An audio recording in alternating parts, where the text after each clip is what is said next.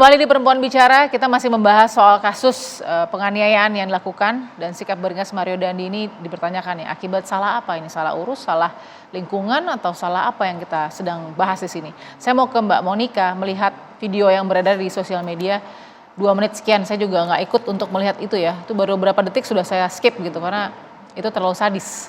Kita quoting dari Mbak Irma tadi, ada perlakuan sadisme yang dilakukan oleh seorang Mario. Mengapa bisa anak 20-21 tahun bisa melakukan hal itu, dan saya quote juga di dalam video yang memang sudah beredar juga di pemberitaan bahwa dia di dalam video itu dia mengatakan bahwa saya tidak takut jika anak orang itu sampai hilang nyawanya. Bisa seperti itu? Iya. Kalau tadi Mbak Balkis merasa mungkin sensitivitasnya ngelihat rekaman videonya sadis banget gitu ya. Kalau saya untungnya saya bisa gitu ya. Melihat durasi isi dari video tersebut yang memang kalau dibilang di atasnya sadis mungkin apa bahasanya gitu ya Mbak ya. Nah di sini kita melihat bahwa sebenarnya di dalam kriminologi memang dijelasin kenapa sih kejahatan itu bisa terjadi gitu. Pasti ada penyebabnya. Itu yang mau kita lihat dulu. Pada dasarnya kalau kita lihat di sini perilaku yang dilakukan oleh Mario. Kita udah bisa sebut Mario ya walaupun sebenarnya kayaknya masih M ya. Artinya kenapa sih dia bisa sampai begitu? Itu yang dipertanyakan semua pihak mungkin. Sekarang masyarakat semua bertanya seperti itu. Kenapa? Ada apa sih ini? Ini salah di mana? Tadi pertanyaan Mbak Balkis juga mungkin pertanyaan ibu-ibu yang lain juga gitu ya. Lantas kita melihat bahwa ternyata ada pengendalian sosial kejahatan yang tidak berjalan di sini Mbak. Siapa saja agen-agen pengendalian sosial kejahatan yang seharusnya bisa mencegah agar si Mario tidak menjadi pelaku kekerasan sebenarnya banyak. Dan itu butuh jangka waktu yang lama. Misalnya dari ketika dia usia-usia sekolah, sekolah dasar, sekolah menengah atasnya pertamanya. Ya, itu berarti ada rekaman-rekaman atau ada visual kekerasan yang mungkin dia lihat sendiri atau dia alami sendiri. Sehingga dia bisa bereaksi melakukan kekerasan seperti itu. Itu yang pertama. Artinya sekolah di sini nih ternyata gagal gitu ya. Memberikan misalnya pendidikan terkait dengan anak-anak tidak boleh untuk melakukan kekerasan dan segala macam. Atau mungkin kurang mengawasi ketika misalnya di sekolah gitu ya. Nah akhirnya mungkin timbul nih kelompok anak-anak yang tidak bisa misalnya diatur oleh sekolah, bahasanya gitu ya Mbak ya, yang tidak bisa diatur oleh sekolah, mereka punya kelompok sendiri. Akhirnya mereka menentang aturan-aturan yang ada di sekolah. Mereka nggak suka gitu ya. Mereka punya nilai-nilai solidaritas lah, misalnya ciri mereka sendiri atau tipe mereka sendiri yang identik dengan melakukan kekerasan. Misalnya seperti itu. Yang kedua siapa agen pengendali sosial kejahatan yang seharusnya berperan adalah keluarga. Ya, ketika anak di dalam kriminologi dijelasin, unraveling delinquency itu menjelaskan ketika anak kurang mendapatkan disiplin dari ayah, khususnya untuk anak laki-laki, akan menyebabkan anak cenderung menjadi, kalau sebelum kita sebut sebagai pelaku kejahatan, delinquen. Ya, ketika anak kurang atau jauh atau tidak mendapatkan perhatian atau kasih sayang dari ibu, gitu ya. Dia tidak menyalahkan hanya satu pihak ayah, tapi juga ibu, maka anak juga bisa cenderung melakukan aksi kekerasan atau menjadi delinquen. Lantas ketika tidak ada pengawasan dari orang tua, dalam hal ini adalah ayah dan ibu, bahkan sangat mungkin akhirnya anak menjadi pelaku kekerasan atau delinquen. Nah, kenapa itu semua terjadi? Itu tadi ya, kalau kita lihat dari status sosial, semuanya penyebabnya adalah faktor sosial budaya. Status sosial si anak merasa bahwa selama ini mungkin ya ayah dan ibunya adalah keluarga yang berada, dipandang oleh masyarakat misalnya, pejabat publik misalnya. Dan mungkin orang tuanya selama ini menunjukkan keistimewaan yang mereka punya. Membiasakan itu menjadi habitual gitu ya? Bisa jadi, karena kayaknya nggak mungkin ya orang tua nggak tahu gitu, oh anaknya pakai kendaraan mewah-mewah, dibiarin aja di tengah jalan. Kalau orang tuanya tidak ya udahlah pakai aja gitu. Oke, Kayaknya nggak mungkin gitu. Ketika ada, aduh udahlah, Oke. janganlah pakai kendaraan mewah-mewah misalnya, seharusnya itu bisa gitu ya mengurangi anak Oke. jauh dari sifat. Katakan itu faktornya, tapi level sadismenya, Nah, Mbak Monica yang saya level penasaran, sadismenya kenapa bisa sampai hit itu level begitu? Level sadismenya ini saya rasa memang bukan hanya sekedar satu kali atau satu masalah saja yang Jadi terjadi. maksudnya dia pernah melakukan ini kalau Mbak Monica lihat sebelumnya? Sadismenya itu mungkin sebelum ke dia akhirnya menjadi pelaku, mungkin ada hasutan, ada apa? Provokasi. Provokasi Iya. yang akhirnya ya usia-usia segini kan usia lagi Oke.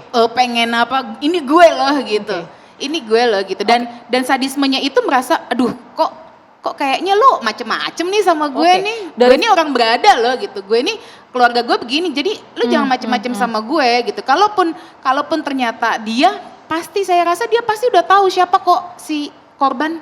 Oke, tapi dari video yang Mbak Monica bisa saksikan sampai habis begitu ya? Ya. Level sadisme seperti itu apakah terkesannya pertama kali dia lakukan langsung bisa sesadis itu atau sebelumnya dia sudah terbiasa melakukan kekerasan-kekerasan? Kalau level sadis seperti itu biasanya mungkin saat itu terjadi pertama kali sadisnya seperti itu. Tapi ada kumpulan-kumpulan kekerasan yang pernah dia lakukan juga gitu Oke. ya. Mungkin sadismenya memuncaknya pada saat itu. Baik. Tapi dia sudah terbiasa dengan ya level sadis, mungkin ada level sadis 0, Iya, 1, 2, 3, kekerasannya scale-nya gitu ya. Oke, berakumulasi dan Iya, oke. berakumulasi. Baik. Karena memang pastinya dia mempelajari hal itu, Mbak. Oke. Dia melihat aksi kekerasan seperti itu sehingga dia mampu untuk melakukan Ya. itu. Mempelajari hal itu dari mana Mbak Iva? Seorang Mario bisa mempelajari hal itu. Ini Baik. penting sekali. Dari mana? Dari mana dia belajar ya? Ternyata kalau kita hubungkan dengan pengasuhan, harusnya anak kan belajar dari orang tua ya. Oke. Tapi ternyata anak-anak itu sekarang belajarnya dari 4 sisi, 4 hal. Yang pertama memang pengasuhan. Kalau pengasuhan jelas dari orang tua, dari bapak dan dari ibu.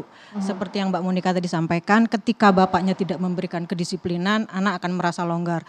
Atau bapaknya sudah memberikan kedisiplinan, tapi ibunya suka menyela atau apa sih Mbak namanya? Melakukan pembelaan? Melakukan pembelaan, jangan kasihan gitu.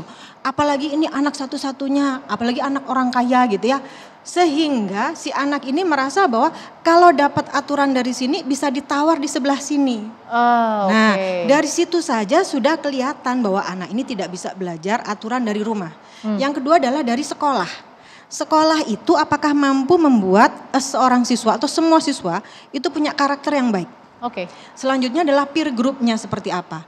Karena pemilihan peer group itu sangat-sangat penting. Sementara anak-anak ketika usia remaja, aturan yang dikeluarkan oleh orang tua itu dibentur-benturkan dengan teman-temannya. Di keluargaku seperti ini, di temanku enggak. Akhirnya mereka mencari aturan yang paling longgar dan paling menguntungkan mereka. Dan proses belajar yang paling akhir adalah media sosial. Oke. Bukan media sosial, media. Dari Oke. media itu kan macam-macam ya. Iya. Kalau TV kayaknya sekarang yang nonton cuman kita doang ya acara ini ya. Bisa dari YouTube, bisa dari TikTok, bisa dari yang lain-lain, bisa dari baca ataupun film Iya. dan games yang Iya. mengandung kekerasan. Dan mereka belajar dari situ. Sementara mereka tidak diajarkan bagaimana cara mengendalikan diri. Padahal cara pengendalian diri itu adalah cara-cara hidup yang paling utama. Oke. Ya kan? Ketika anak tidak bisa mengendalikan diri, emosinya akan cepat terpancing. Jadi nggak ada istilah atau nggak ada proses antara berpikir, memilih, memutuskan dan ambil konsekuensi. Nggak sampai ke situ. Jadi ketika dia mendengar, dia langsung, oh aku harus menghajar. Pikirannya adalah aku sakit hati, aku menjadi korban. Jadi seolah-olah dia awalnya menjadi korban. Sehingga aku harus menampilkan kearogansianku untuk menunjukkan kepada dunia bahwa aku mampu melindungi wanitaku. Ya kan? Oke. Kemudian setelah berpikir dia pilih. Dipilihnya dengan cara apa? Ya dengan cara kekerasan. Karena apa? Mungkin dia tidak punya cara lain untuk mengalahkan lawannya. Oke. Akhirnya diputuskan, saya lanjutkan ya. Iya, iya. Akhirnya berpikir memilih diputuskan. Ya udah kita eksekusi di mana. Proses selanjutnya mengambil konsekuensi ini belum sampai. Sehingga dia tidak tahu apa yang akan terjadi. Walaupun secara kehidupan setiap hari mungkin sudah ada pembiasaan Oke. bahwa kita ini adalah orang dengan strata sosial yang tinggi. Ya. Kita punya sumber daya, baik sumber daya finansial Ya. maupun harta yang lain, bahkan kedudukan atau bahkan kedudukan. Oke. Sehingga ketika dia melakukan kesalahan atau penyimpangan atau kejahatan, dia sudah tahu bakal lepas dari itu semua. Itu yang membuat dia tidak memikirkan konsekuensi atau tidak pernah diajarkan Oke, konsekuensi. saya tarik sedikit tadi Mbak Eva bilang soal dia yang serba punya nih, dia ada di strata sosial yang sangat tinggi begitu ya.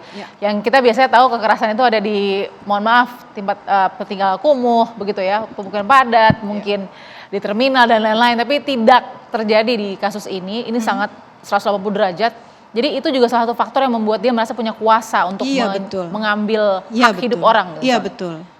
Jadi saya boleh nyontek ya, tahun 2012 itu ada tim peneliti dari University of California yang mempublikasikan riset berjudul Higher Social Class Predicts Increased Unethical Behavior. Yang itu dilakukan kepada para pengendara mobil mewah.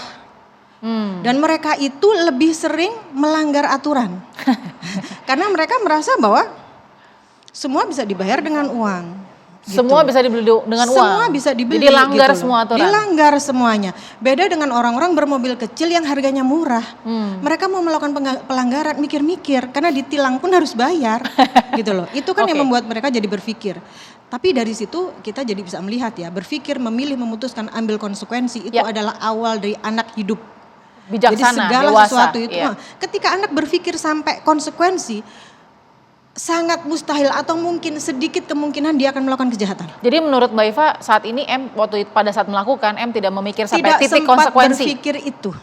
Tidak sampai ke Tidak titik sampai. konsekuensi. Oke, ini menarik sekali. Jadi kita juga penasaran niatan yang dibaca oleh misalkan Ibu Sri dan Mbak Irma ya soal bagaimana ketika di video yang 2 menit itu ya Mbak Monica, saya klarifikasi bahwa apakah benar perkataan saya tidak takut bahkan jika ada nyawa seorang anak yang hilang karena apa yang saya lakukan.